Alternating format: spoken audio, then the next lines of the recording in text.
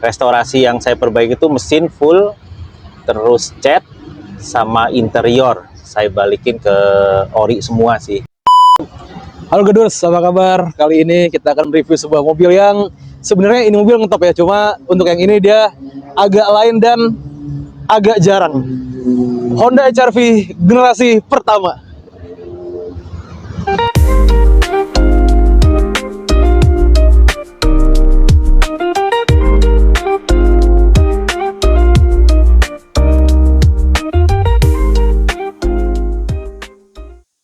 Jadi ya ini sekedar buat ini ya, buat ingetin aja kalau sebenarnya HR-V yang gen pertama itu ada yang begini, bukan yang belakangnya membulat ya, yang udah baik di jalan itu gen kedua.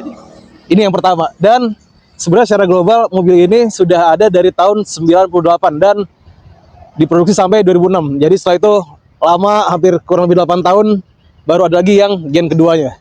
Jadi kita balik lagi ke sini, ke Honda HR-V Gen 1. Dia ini secara desain kalau dibandingkan dengan yang ini ya, maksudnya dengan yang penerusnya, ini adalah yang paling boxy bisa dibilang ya, karena kita bisa sendiri dia lebih banyak garis yang tegas dan lurus, baik di bodi samping ataupun di belakang. Terutama di belakang itu dia bener-bener bentuknya mengotak. Dan kalau kita lihat lagi mobil ini secara desain memang khas banget mobil era 90 akhir atau 2000 awal ya, karena desainnya nggak terlalu neko-neko, cukup simple tapi punya karakter. Tadi saya bilang HR-V Gen 1 ini dia desainnya itu cukup simpel ya, dan emang kelihatan kok. Ini di fascia depan aja kita bisa lihat ya, grillnya kecil banget, dan cupnya ini hampir nutupin bagian grillnya dengan logo Honda yang kecil. Beda sama mobil sekarang, Honda sekarang maksudnya, yang logonya itu gede-gede. Terus untuk headlamp, ya namanya juga mobil era 90-an akhir dan 2000 awal ya, belum terlalu canggih untuk lampunya, jadi ini dia masih halogen dan sign-nya pun juga orange. Ya intinya mobilnya sekarang kelihatannya udah old school gitu kayaknya ya. Terus kita ke samping, pelek udah pasti pakai single tone, karena memang di zaman itu untuk mobil yang pakai pelek itu masih jarang banget, temen, kalaupun ada juga cuma hitungan jari jumlahnya. Terus kita lihat ukuran berapa di 205 60 16 ya, mungkin standar ya untuk mobil crossover atau SUV di zaman itu. Dan di sini juga ada sen di bagian bodi kiri dan kanan ya. Ya ini mungkin juga boleh dibilang template kebanyakan mobil di zaman itu. Spion begini belum ada sennya, karena mungkin taruhnya makanya di spion nggak dikasih ya. Untuk pintu juga masih begini. Dan anyway sekarang model begini untuk bukan pintu atau handle udah mulai banyak lagi ya ditemukan di mobil-mobil zaman sekarang. Nah karena dia ini adalah crossover atau SUV, jadi dia pun juga dikasih roof rail, dan ini yang bikin mobil ini jadi kelihatan aura maconya. Di belakang yang bikin kami cukup kaget, ternyata dia masih pakai rem tromol. Jadi juga saya bilang bagian belakang ini adalah bagian yang paling mengotak. Ya, coba aja lihat sendiri. Dia bisa tuh bener-bener boxy dan bikin mobil ini jadi lebih gagah kalau kita lihat dari belakang. Dan lampunya juga dibuat meninggi seperti ini. Jadi tuh, boleh kita, kalau kita hitung-hitung kayaknya ini hampir 3/4 dari bagian belakang, bagian samping kiri kanan tuh hanya habis untuk lampunya aja. Dan ini ada emblemnya, ada Honda HR-V di situ dengan wiper belakang. Dan kalau kita perhatikan ya, ini dia kayaknya bagian belakang yang lebih menyerupai Honda CR-V generasi pertama, yang memang secara umur atau keluarannya memang mirip-mirip sama HR-V. Biar nggak penasaran segede apa bagasinya, mending kita buka aja ya. Ya beginilah luas bagasinya ya. Di zaman itu mungkin kesannya lega banget ya, cuma untuk zaman sekarang ya kayaknya udah lebih banyak ya mobil yang kelegaannya untuk bagasi lebih dari ini. Cuma dibandingkan mobil zaman sekarang pun ini sih nggak kalah untuk masalah kelegaan bagasinya. Dan di kiri kanan ada subwoofer. Bahkan di sini pun juga masih ada, di balik ini ya, di balik lantai ini masih ada tempat kompartemen. spare tire atau ban serep. Jadi untuk masalah volume bagasi, kelegaan bagasi, ini sih nggak kalah sama mobil zaman sekarang. Kalian pasti tahu kalau HR-V yang sekarang ini untuk yang hybrid ya, itu mesinnya 1.5, dan yang sebelumnya itu juga 1.5, bahkan ada yang 1.8.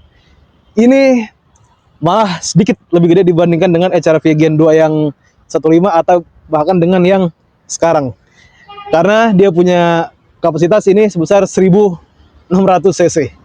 Oke, mungkin secara angka lebih gede 100 cc dibanding dengan yang sekarang, tapi secara tenaga ya ini lebih kecil dibandingkan dengan yang sekarang. Kalau yang sekarang itu bisa 118, itu kita ngomong yang ICE ya, bukan yang hybrid ya, itu di 118. Ini cuma 104 daya kuda. Ya maklum lah, kan sesuai dengan ini ya, dengan perbedaan zaman. Tapi meskipun begitu, kalau kita mundur ke zaman ya, tenaga itu mungkin terasa cukupan untuk mobil seukuran ini.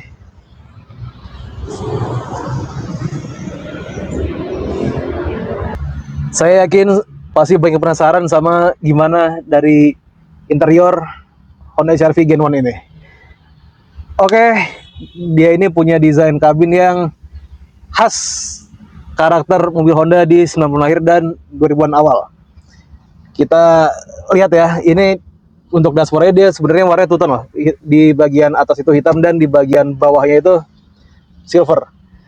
Kemudian HR-V ternyata memang dari awal dia itu sudah mengedepankan nilai kepraktisan, karena dia ini di Gen 1 ini cukup banyak kompartemen. Di sini aja di bagian dashboard penumpang itu total ada 2 laci ya, ada di atas dan bawah.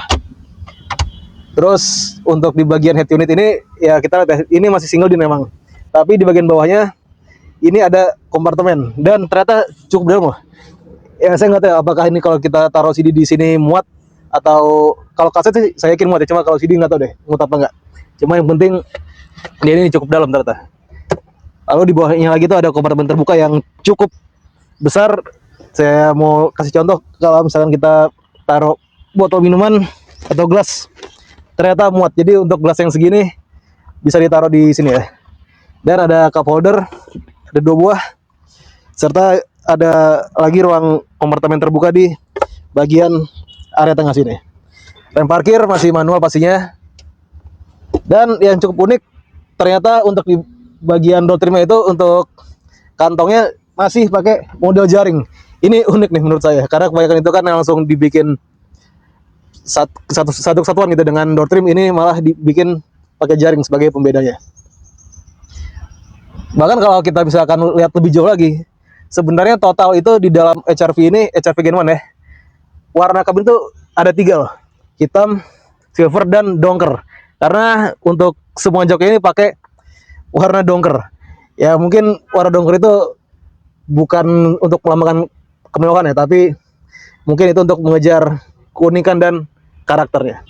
Sebenarnya masih ada lagi hal yang bisa kita ulik dari kabinnya HR-V Gen 1 ini ya. Untuk setir dia pakai palang 3, dan ini bentuknya kalau saya bilang sih udah cukup oldies ya, karena simple palang 3 dan dengan logo Honda yang udah logo Honda yang lama maksudnya.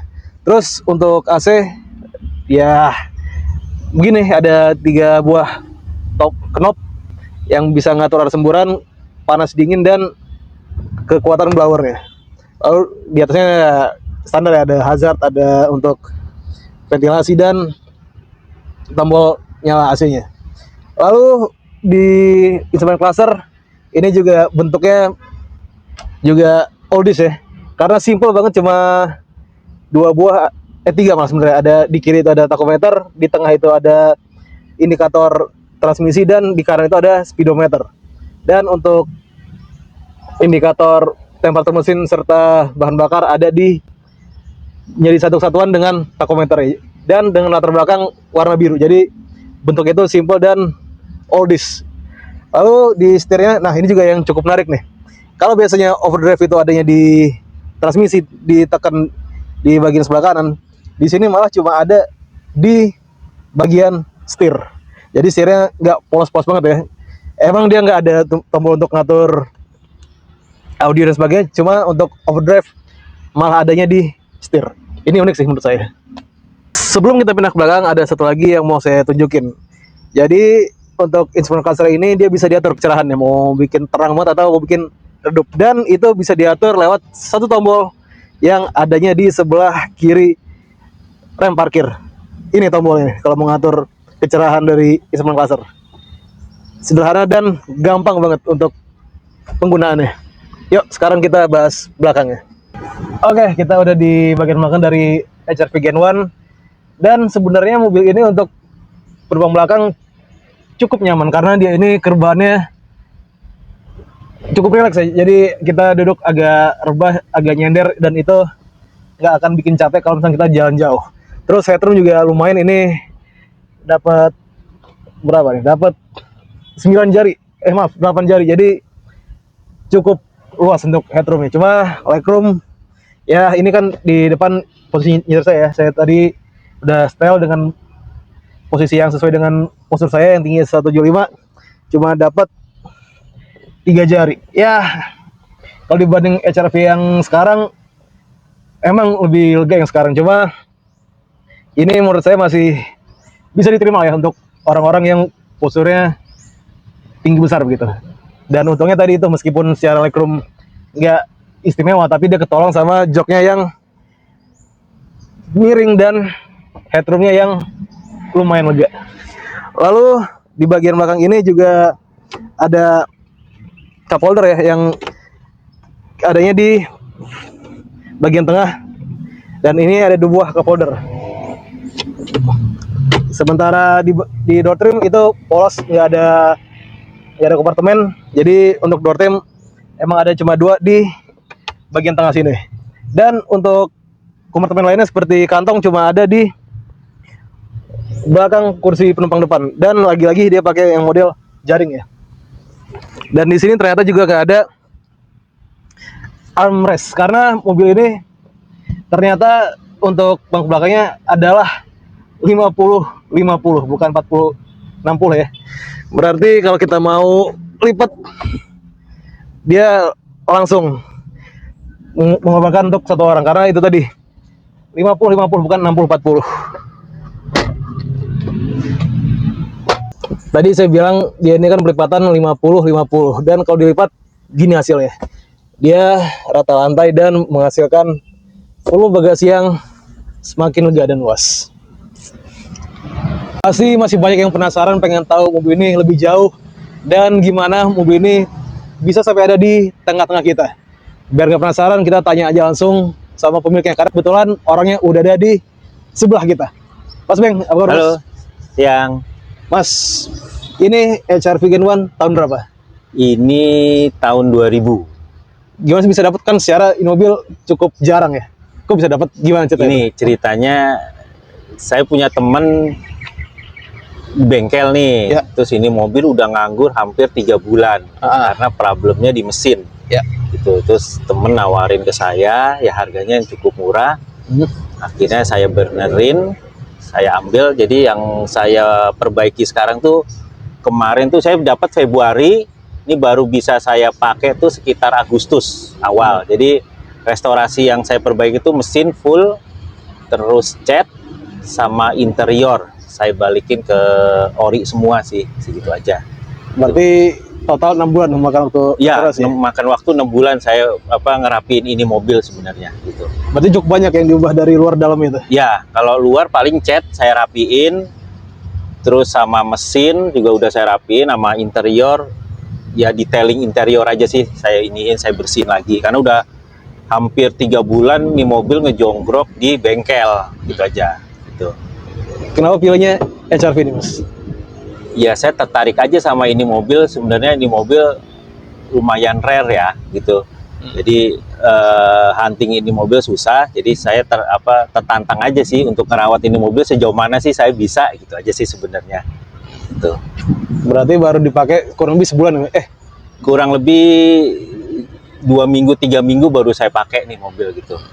Dan belum jauh-jauh berarti bawanya, Mas ya? Belum, saya belum berani jauh-jauh. Saya aja ngetes jarak dekat dulu aja, pelan-pelan gitu. Tapi kalau udah ini baru saya coba jalan jauh sih sebenarnya.